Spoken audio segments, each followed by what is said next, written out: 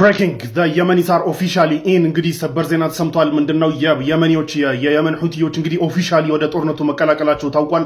እስካሁን ድረስ ይህ ጦርነት ኦልሞስት ወደ አንድ ወር የሆነ ነው። ወደ አንድ ወር በሆነበት ሰዓት እንግዲህ እንዳልተቀላቀሉ ይታወቃል። ኢራንም እነሱን እንግዲህ እንደ ዋይልድ ካርድ ይዛቸው እንደነበር ይታወቃል። በተለያየ ጊዜ እንግዲህ እጃችንን ትሪገሩ ላይ አድርገን እየጠበቅን ነው ትዕዛዝ ኦር የምንገባበትን ሰዓት እያመቻቸን ነው እያሉ የነበረ ቢሆንም በትናንትናው ዕለት እንግዲህ ኦፊሻል ቃል አቀባያቸው ወጥቶ የመጨረሻው የተባለውን ዊ አር ሬዲ የሚል ማስጠንቀቂያ ሰጥቶ ነበር። እንግዲህ ያንን ማስጠንቀቂያ ከሰጠ በሰዓታት ልዩነት ውስጥ የሁቲዎች የባላስቲክ ሚሳኤል ወደ እስራኤል መተኮሱ ታውቋል። ኦፊሻሊ ጦርነት ውስጥ ተቀላቅለዋል ማለት ነው ሁቲዎች። ከዚህ በኋላ ምን ያደርጋሉ? ሚሳኤል መተኮስ ብቻ ነው ወይስ የኢራን በጣም ኢራን እንደምታውቁት ሁርሙዝ ሰርጥን ዘግታለች። የሁቲዎች ደግሞ ከዚህ በፊት ባብል መንደብን ዘግተው ዲስራፕት የሺፒንግ ሌኖችን ዲስራፕት ሲያደርጉ እንደነበረ ይታወቃል። ስለዚህ እነሱም በዚህ በኩል የሚዘጉት ከሆነ ዓለም ላይ የሚፈጠረው ጫና የበለጠ እንደሚጨምር ይታወቃል። ከዚህ በፊት ደግሞ ኢፌክቲቭሊ ዘግተው ማሳይተዋል። ሁቲዎች ያንን ማድረግ እንደሚችሉ ማሳይተዋል። በየት በኩል አሁን የተቀላቀሉበት ወይ እንግዲህ በምን አይነት መንገድ ይሄዳል የሚለው ገና የሚታይ ነው የሚሆነው። ሚሳኤል መተኮስ ብቻ ነው ወይስ ኢራን በደንብ ሁርሙዝን ዘግታ ዓለምን እንዳስጨነቀችው ሁሉ ያንን በጣም ሰክሰስፉል የሆነ ስትራቴጂ በመከተል ባቡል መንደብን ደግሞ ይዘጉና እንግዲህ የበለጠ ዓለም ላይ ጫና ይፈጥራሉ ወይ የሚለው የሚጠበቅ ነው የሚሆነው። ነገር ግን ያው ሁቲዎች ኦፊሻሊ ከአንድ ወር ኦልሞስት አንድ ወር ከ20 ምናምን ቀን በኋላ ጦርነቱን ተቀላቅለዋል ማለት ነው። አይ ገስ ዊ ዊል ሲ በዛሬው ዕለት እንግዲህ ዶናልድ ትራምፕ ያራዘሙት የ10 ቀን ማራዘሚያ እንደተጠበቀ ሆኖ እንግዲህ ለድርድር እየተጠበቀ ባለበት ሰዓት በዛሬው ዕለት የእስራኤልና የአሜሪካ የአየር ጥቃት ሁለት ኢራን ውስጥ የሚገኙ የብረት የስቲል ማምረቻ ፋሲሊቲዎች እንደተመቱ በአየር ጥቃት እንደተመቱ ታውቋል። ኤንድረሞንት ደግሞ የሲቪሊያን ኢራኖች የሲቪሊያን ነው ያሉት የየሎ ኬክ የሚባል አለ። የኒውክሌር ከማብላላት በፊት ዩሬኒየሙን ወደ የሎ ኬክ ትቀይራለች። ፕሮሰስ ነው። ያ የሎ ኬክ የሚመረትበት ፋብሪካ መመታቱ ታውቋል። የኢራን ኢንፍራስትራክቸሮችን መምታታቸውን ቀጥሏል ማለት ነው አሜሪካና እስራኤል።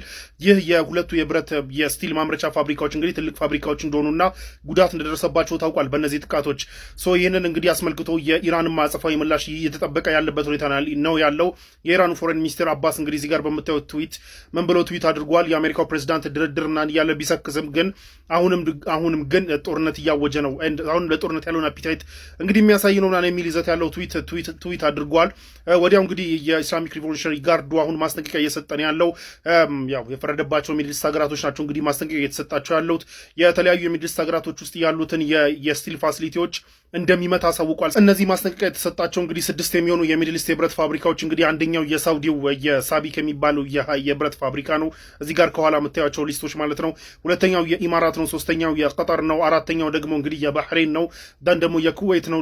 ደን ደግሞ የሁዳ የሚባል ስቲል ፋብሪካ የት ነው እሱ ደግሞ ያለው እስራኤል ያለ ነው። እና እነዚህ 6 እስራኤል ያለ አንድና እንዲሁም ደግሞ 5 ደግሞ ሚድል ኢስት ላይ ያሉ የብረት የስቲል ማምረቻ ፋብሪካዎችን እንግዲህ ኢሚዲየትሊ ልመታ ነው። ስለዚህ ከዛ እዛ ውስጥ የምትሰሩ ሰራተኞች ኢሚዲየትሊ ለቃችሁ ውጡ የሚል ማስጠንቀቂያ ሰጥቷል። እንዲሁም ደግሞ እነዚህ ፋብሪካዎች ውስጥ በ1 ኪሎ ሜትር ራዲየስ ውስጥ የምትኖሩ ሬዚደንቶችም ይህ ጥቃት ተጀምሮ እስካልቅ ድረስ ራሳችሁን በማሸሽ ራሳችሁን ሴቭ እንድታደርጉ የሚል ማስጠንቀቂያ ሰጥቷል የኢራን ሪቮሉሽነሪ ጋርድ።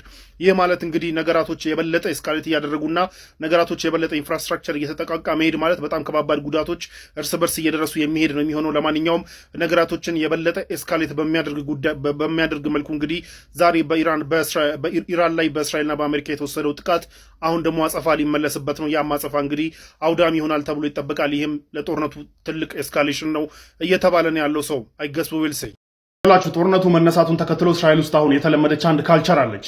ዳይን ኤንድ ዳሽ ኦር ዳይን ኤንድ ዲች የምትባል ካልቸር አለች። ልንገራችሁ ስለሷ ከመንገራዊ በፊት ዛሬ ማታ የነበረው ከዚህ አሁን ከምነግራችሁ ካልቸር ጋር ስለሚገናኝ ዛሬ ማታ የነበረውን በእስራኤል በኩል የነበረውን ነገር ልንገራችሁ።